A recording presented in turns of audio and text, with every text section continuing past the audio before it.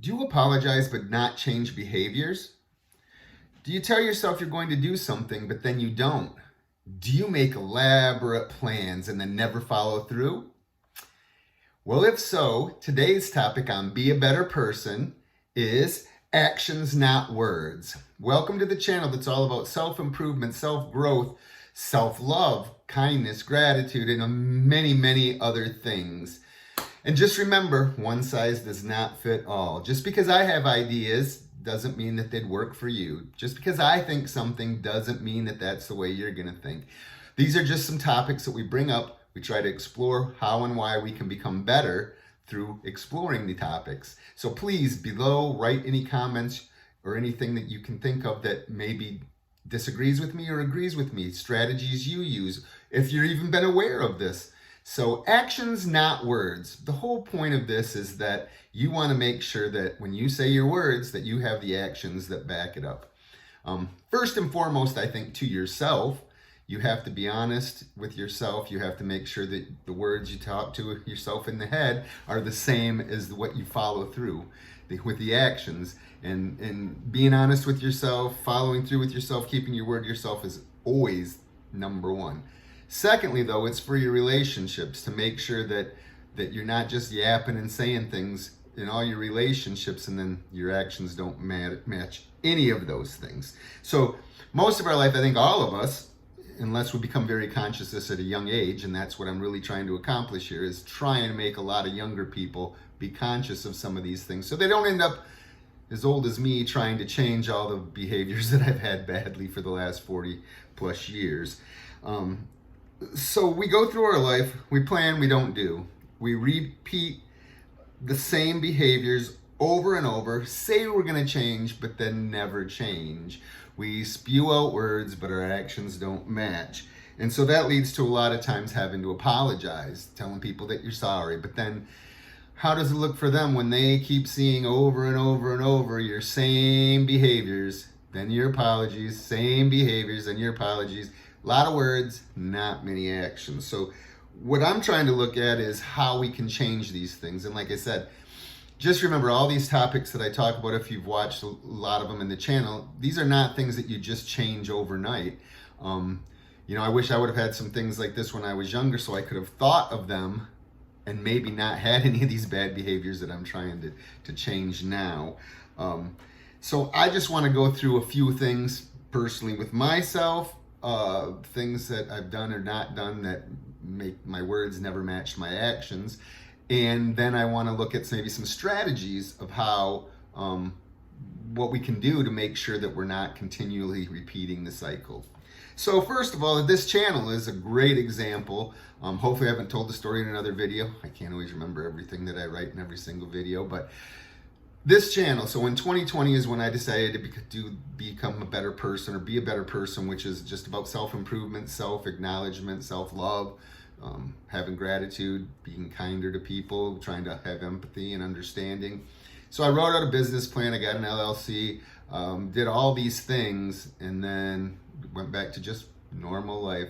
So said a lot of words, wrote pages and pages, pads full of ideas, things to do, and then didn't follow through. So that's where I was not making my words. I didn't have the actions to back up the words. And then finally in 2025, this year, last in August, I said, whether I'm ready or not, I'm just launching. And now here I am saying, man, imagine if I would have started 5 years ago where I possibly could be now. Because a lot of these things just take time and effort to make them grow. And the biggest thing is I want is to help people, to maybe let people see some things that they need to change in their lives, make sure that they love themselves, make sure they're grateful for what they have, not what they don't have. So that's one of the things that finally I've started to do, and it makes me feel a bit better because I did it. The second thing is I've always wanted to play an instrument. Well, I tell myself I've always wanted to play an instrument. In 5th grade, had a thing at recess that we could go learn how to play guitar, learn some notes, knew how to play about 3 or 4 songs. Then I had a fear of missing out and all my friends talking about what they did at recess, and I wasn't seeing So I quit doing that, and I've never followed through since. I had an electric guitar before. I spent maybe 2 weeks trying to practice, and because things didn't come along as quickly or was as easy as I thought they would be, and this was before YouTube, and then I ended up selling it and still can't play guitar. Now I've had drums also for the last, I think, 2 years, and make excuses of why I can't set them up and start learning those either. So see, something again that I say with words that I want to do, but I'm not doing the actions to follow up. But again, here comes some words. Hopefully soon I start pursuing these things. Let's see if the actions follow and I stop lying to myself. One of the worst ones that, partially for me, but more for my family, is anger. So like, yeah, terrible temper. I don't know. I like to think that all the stuff that happened to me in my life is not a big deal. It made me who I am, but maybe some of that anger stems from some of those things that I thought were no big deal to me, but possibly they were or are. But I've really focused more on trying to catch myself before I get angry. And like I said, my anger levels right now and how quickly I snap are way different than they were in my 20s, my 30s, my 40s. I did get better and better during those times, but so I'm still working, again, every day catching myself. But the big thing is that less and less apologies to people because I'm not having the anger. And then, like I said, in my late 20s, mostly because of my children, I think, I started to learn that there's no promises. Just if you don't promise, when you say that you promise something, that means that no matter what, even if you have to go through brick walls, if you have to do whatever, you got to keep it. And so I learned sometimes things happen where you can't follow through with promises.